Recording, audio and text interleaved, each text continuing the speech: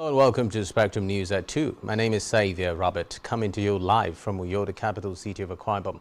Let's take a look at the headlines. Federal government describes as untrue reports of planned announcement of new wage for workers. Supreme Court fixes October 3 for judgment in Kogi APC governorship primaries dispute.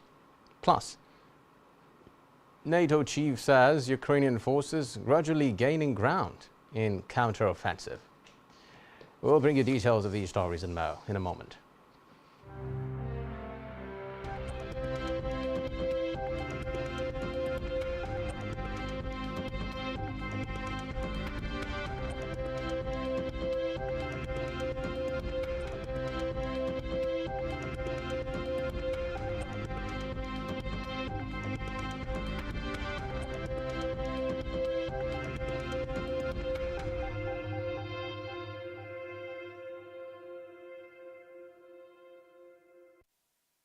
Our first report this afternoon is that the federal government has said the report that President Bola Tinubu would announce a new wage award to workers on Independence Day is untrue.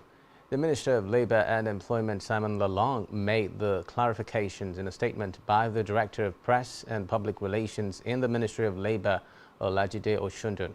He noted that the report is false and misleading, as at no time did the Director of Information make such disclosure. Lalong further called on members of the public to ignore the report, stressing that it was a total fabrication by the reporter.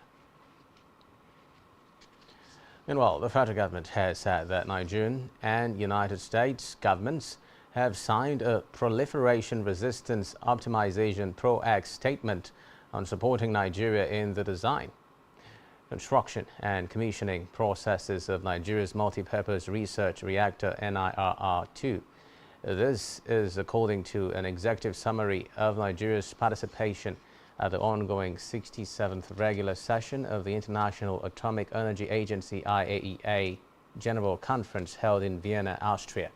The Pro-X statement was signed by the Nigeria Atomic Energy Commission and the U.S. National Nuclear Security Administration (NNSA). According to the NNSA, the Pro-X program reduces nuclear risks by supporting research through helping international partners design new research reactors and facilities that reduce the production of dangerous nuclear material while optimizing reactor performance. From the Green Chambers now, the Speaker of the House of Representatives, Tajuddin Abbas, has expressed concern that the annual budget of the National Assembly has remained unchanged for 13 years, despite the impact of inflation and its associated consequences. In a statement issued by his Special Advisor on Media and Publicity, Musa Krishi, the Speaker noted that the expenditure of the federal legislature has increased over this period without corresponding budgetary provisions to support it. Abbas made this statement during a courtesy visit by a delegation from the African Business Roundtable, led by the Executive Director, West Africa, Dotun Ajayi, in Abuja. Reports say Abbas pointed out that during the 10th House tenure, that over 60 parliaments were established for friendship committees to improve relationships between the House and other parliaments across the world. He also added that the European Union had allocated 20 billion euros for sub-Saharan Africa. Meanwhile, the House of Representatives ad hoc committee investigating the slow pace of the 45-kilometer Ijebu-Ibo-Ita Ibadan road in Oyo State has summoned officials of the Federal Ministry of Works to appear before it. The officials, the House said, are to speak on the controversy surrounding the re-award of the road project to another contractor without terminating the earlier one awarded to the first contractor. The chairman of the committee, Kwamoti Lowry, said in Abuja that at the resumed hearing of the investigation after its oversight visit to the site on September 21 in Oyo and parts of Ogun State. Lowry said the probe panel would not hesitate to summon the Minister of Works if the officials fail to give the necessary explanation regarding the controversies over the re-award of the said project.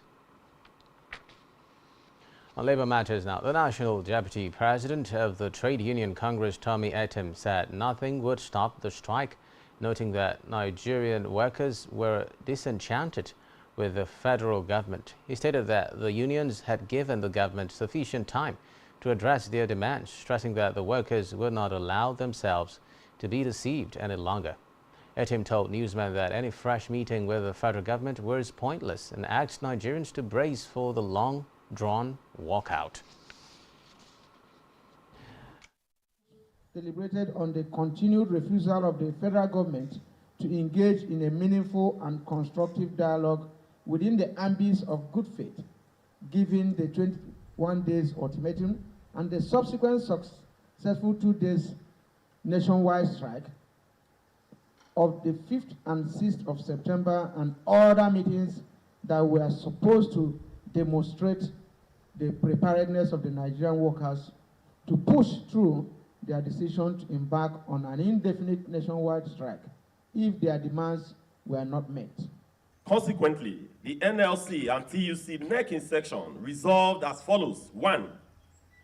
To, in the spirit of the Independence Day celebration, and to demonstrate our resolve for a truly independent Nigeria, to take our destinies in our own hands and rescue our nation. 2. To embark on an indefinite and total shutdown of the nation beginning on 0 hours, Tuesday, the 3rd day of October 2023.